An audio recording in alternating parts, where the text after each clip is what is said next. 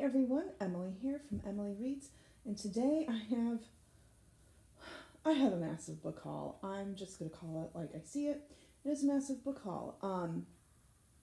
Library book sale I did well at. I picked up a lot of free books at my library as well. And then the unhaul video that I showed, there's a bookstore about an hour away from where I live, and it's a book barn. And I took my books there, and I got some really good credit. So I got $45 worth of credit that I can use towards half off on certain books. And then I found two books that I've been wanting. I wasn't able to use my store credit on those. And then Barnes and Noble had some good books that I wanted as well. So I hauled a lot this month. But I am going to slow it down for sure. Oh, and Book of the Month. Book of the Month had a lot I wanted to. But I'm going to slow it down for sure because Christmas is coming up. So I need to not spend. And then I'm going to start working on getting my TBR down. So that being said, let's start with the haul. I'm going to first show some bookish things that I purchased.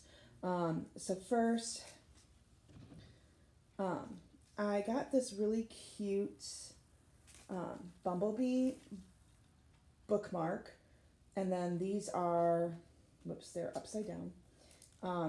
These are bee magnet bookmarks, and I like the magnet bookmarks because I like to clip where I started reading for the day, and then read, and I like to track how many pages I read during the day. And the reason behind the purchase of the bees, well, if you know Robin Hobb, then you know. And that's all I'm going to say on that. So those are the only two really bookish things that I bought. So I'm going to just kind of go in order of what I have surrounding me.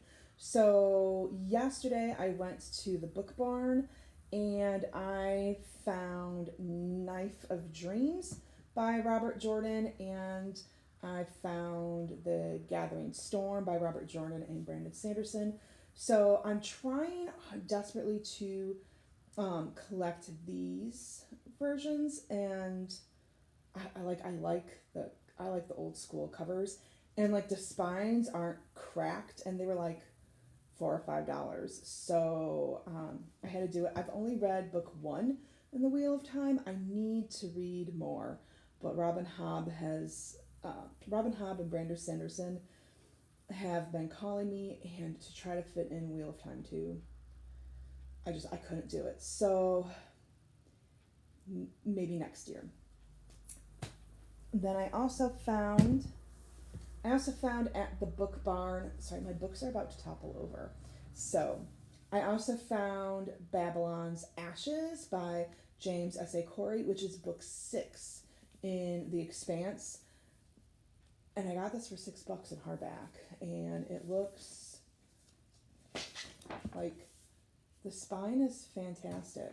So now I just need book 4, and I have the entire series. And then at Barnes and Noble, for the buy one get one free, I picked up Light from Uncommon Stars, and this is about a person who she makes a deal with the devil to entice 7 other violin prodigies to trade their souls for success. And she's delivered 6 of these people to the devil. She needs 1 more. And she thinks that she finds her final candidate in a young transgender runaway, but then it looks like maybe not. I don't know. It got some good reviews, so when I saw that it was buy one, get one, 50% off, I grabbed it because I really wanted The Lost Girls of Willowbrook by Ellen Marie Wiseman. And this year marks the 50th anniversary of Geraldo Rivera's expose on Willowbrook. So Willowbrook was an institution in upstate New York that families would send their children or adult family members with cognitive impairments or mental illness. They would send them there to live. And many of them never saw them again. And 50 years ago, some doctors who worked there were concerned about the abuses.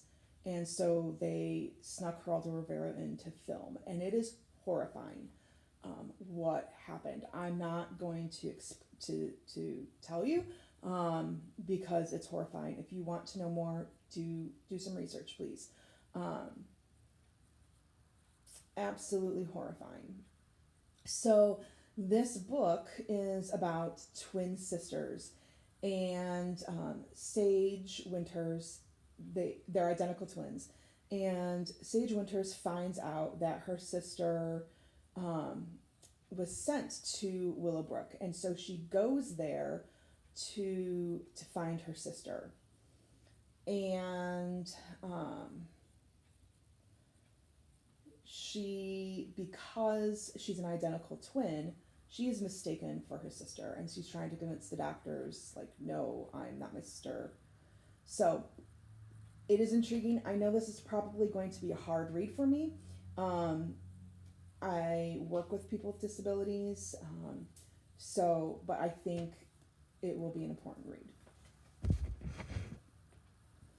And then also at Barnes & Noble, I picked up Parable of the Sawyer by Octavia E. Butler. I have this on Kindle Unlimited, but I'm thinking of getting rid of Kindle Unlimited, and also I don't actually own a Kindle. I use the app on my phone and my iPad. I don't like reading on my phone, and my iPad battery is dying, so I decided to pick up a hard copy. And this is like global climate change, economic crisis. It's leading to social chaos in the early 2020s.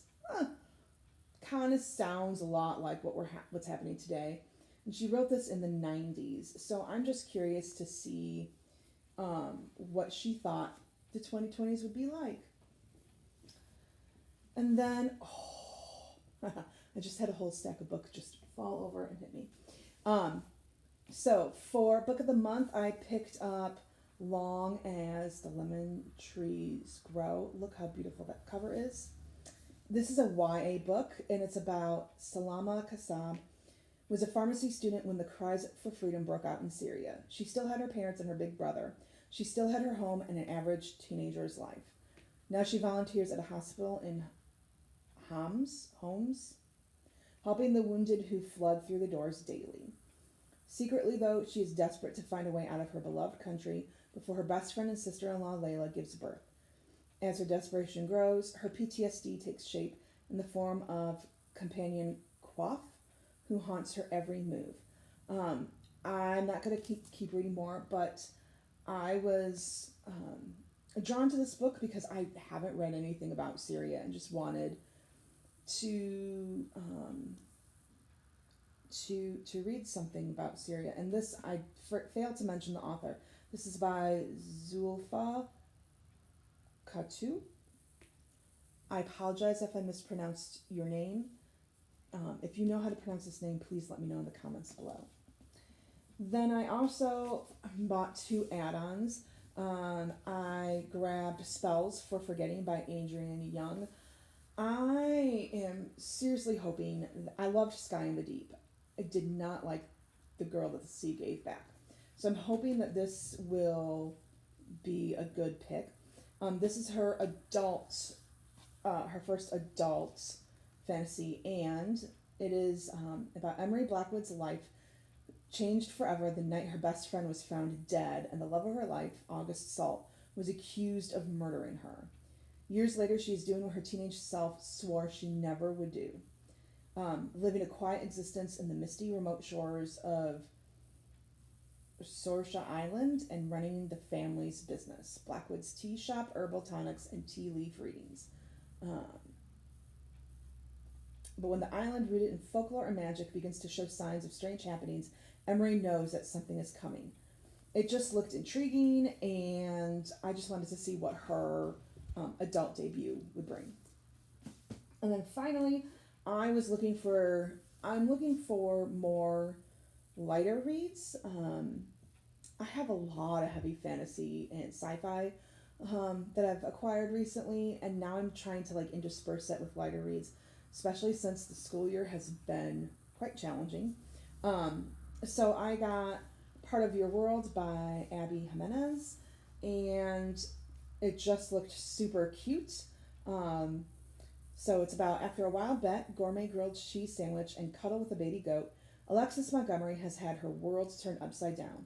The cause, Daniel Grant, a ridiculously hot carpenter who's 10 years younger than her and as casual as they come. The complete opposite of sophisticated city girl Alexis, and yet their chemistry is undeniable. So I've heard good things about this, so I thought I would check it out. And then for my library book sale books, if I can get them, they fell behind me. Now they're kind of a mess. So first I found I found Howl's Moving Castle for $1. It's in great condition. And I have not read this book. I have not seen the movie. And I know so many people have said that I should read this. So pick that up. I also grabbed Caroline, Little House Revisited by Sarah Miller. I have been wanting to read this book since it first came out, and this is about Caroline Ingalls and the story of Little House on the Prairie told from her perspective. So I've already, while waiting for something, I read the first chapter, and I'm already enjoying it. I know this will be a quick read.